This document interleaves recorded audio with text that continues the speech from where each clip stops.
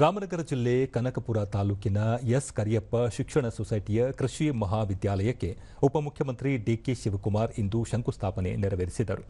ಈ ವೇಳೆ ಬಮೂಲ್ ಅಧ್ಯಕ್ಷ ಮಾಜಿ ಸಂಸದ ಡಿಕೆ ಸುರೇಶ್, ವಿಧಾನ ಪರಿಷತ್ ಸದಸ್ಯ ಪುಟ್ಟಣ್ಣ, ಶಾಸಕ ಇಕ್ಬಾಲ್ ಹುಸೇನ್ ಮತ್ತಿತರರು ಉಪಸ್ಥಿತರಿದ್ದರು.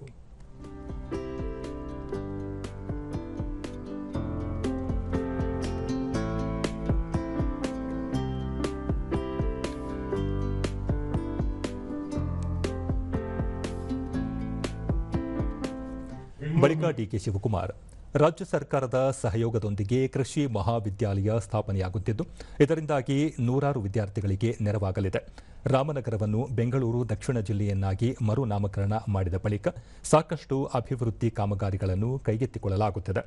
ಶಿಕ್ಷಣ ಕ್ಷೇತ್ರದಲ್ಲಿಯೂ ಮಹತ್ತರ ಬದಲಾವಣೆಗಳನ್ನು ತರುವ ನಿಟ್ಟಿನಲ್ಲಿ ಅಗತ್ಯ ಕ್ರಮ ಕೈಗೊಳ್ಳಲಾಗುತ್ತಿದೆ ಎಂದು ತಿಳಿಸಿದರು. ನಮ್ಮ ರಾಜ್ಯದಿಂದ 2-3 ಇದೆ, ಆದ್ರೂ ಅಮೆರಿಕ ಅಂತ ಹೇಳ್ತಾರೆ. ಹಂಗೆ ಬೆಂಗಳೂರು ಜಿಲ್ಲೆಯವರು ಅಂತ ನಮ್ಗೆಲ್ಲ ಹೆಸರು ಇರಬೇಕು. ಅದಕ್ಕೆ ಕಷ್ಟಪಟ್ಟು ಎಲ್ಲ ಬೇಕಾದಷ್ಟು ಟೀಕೆ ಮಾಡಿದ್ರು, ಬಿಡೋದಲ್ಲ ಏನೇನ್ ಬೇಕೋ ಎಲ್ಲ ಕುತಂತ್ರ ನಡೆಸಿದ್ರು. ಆದ್ರೆ ನಿಮ್ ಶಕ್ತಿ ನನ್ನ ಮೇಲೆ ಇದೆಯಲ್ಲ, ನಿಮ್ಮ ಆಶೀರ್ವಾದ ಇದೆಯಲ್ಲ. ಸೊ ಈ ನಮ್ಮ RES ಸಂಸ್ಥೆಯ ಮೊದಲನೆಯ ಅಗ್ರಿಕಲ್ಚರ್ ಕಾಲೇಜು ಬೆಂಗಳೂರು ದಕ್ಷಿಣ ಜಿಲ್ಲೆಲೇ ಇದೆ. ಇಲ್ಲೇ ಬಂದು ವಿದ್ಯಾಭ್ಯಾಸ, ಬೆಂಗಳೂರಲ್ಲಿ ಬರೋರು ಇಲ್ಲೇ ಬಂದು ವಿದ್ಯಾಭ್ಯಾಸ ಮಾಡ್ಕೊಂಡು ಹೋಗ್ಬೇಕು.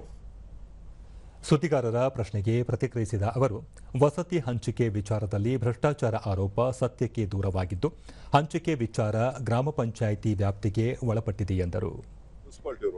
ಮಂತ್ರಿಗೂ ಸರ್ಕಾರಕ್ಕೂ ಏನು ವ್ಯತ್ಯಾಸ ಇದೆ? ಅವೆಲ್ಲ ಸುಳ್ಳು. ಅವೆಲ್ಲ ಯಾವುದೋ ಒಂದು ಇದಕ್ಕಾಗಿ ಮಾಡಿದಾರೆ, ಆ ಥರ ಆಗಿಲ್ಲ. ಪಾಪ BR ಪಾಟೀಲ್ ಅವರಿಗೆ ಫುಲ್ ಮಾಹಿತಿ ಗೊತ್ತಿದೆಯಲ್ಲ, ನಂಗೆ ಗೊತ್ತಿಲ್ಲ. ನಾನು ಅವ್ರ ಹತ್ರ ಮಾತಾಡಿ